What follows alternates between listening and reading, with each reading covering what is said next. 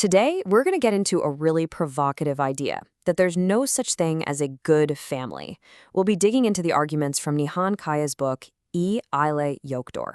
Now, this is a work that really goes after some of our most deeply held sacred beliefs about childhood and what a family is supposed to be. So, what if our most fundamental ideas about family are just wrong? The book kicks off with this really jarring question, and it doesn't pull any punches with the answer. The author's first major point is this: the world we live in, it's not built for children. It's built for adults. And, she argues, this comes at a huge cost to the child, starting from the very second they're born. And she really does start right at the very beginning, birth itself.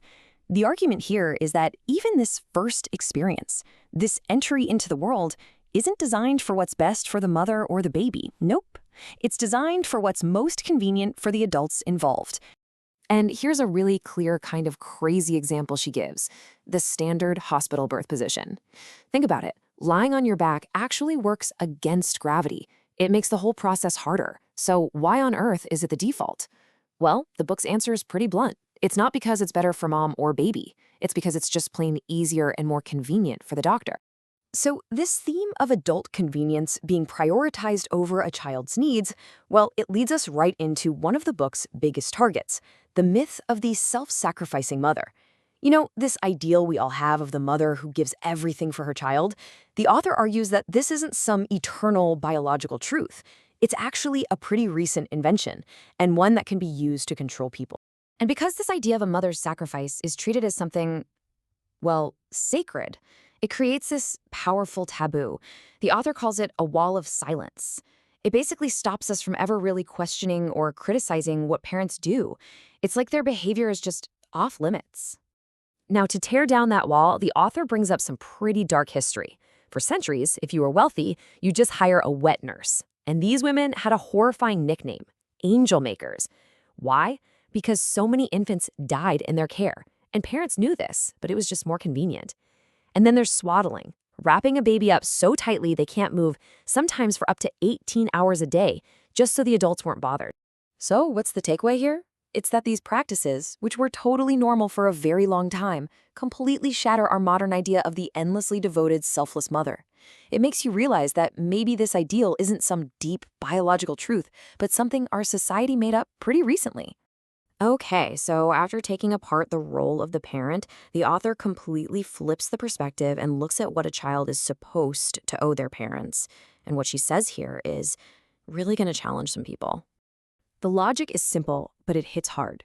You can only be indebted for something you actually asked for, and your child never ever asked you to be born.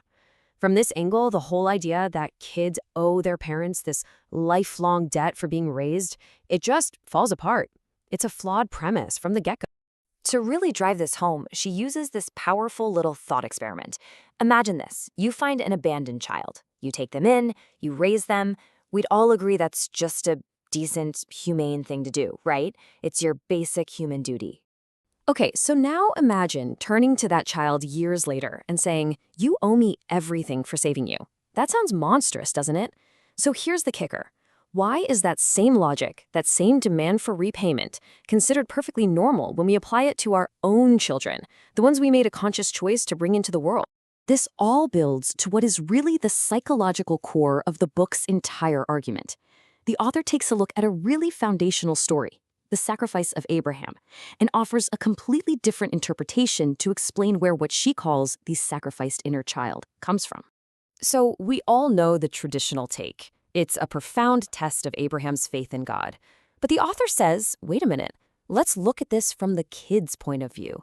And when you do that, the story changes completely. It becomes this terrifying lesson that your life isn't actually yours. It can be taken away at any moment by your parent, all for some higher purpose. And the psychological damage here is huge. The author's point is that every time this story is told, what we're really communicating to a child is that their very existence is conditional. I mean, sure, a ram gets sacrificed in the end, but that doesn't change the fact that the child was put on the altar. The threat was real.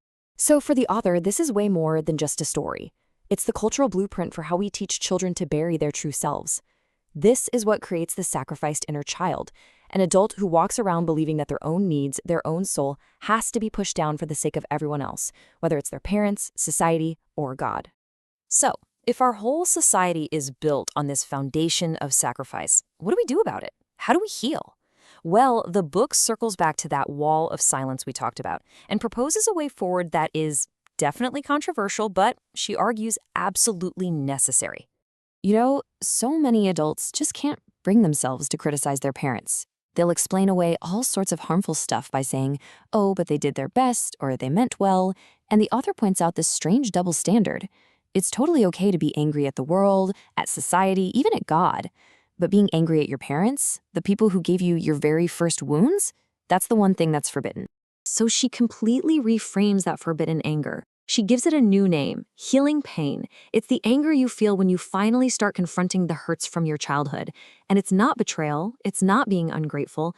It is a vital, healthy sign that your true self, that sacrificed inner child, is finally fighting to come back.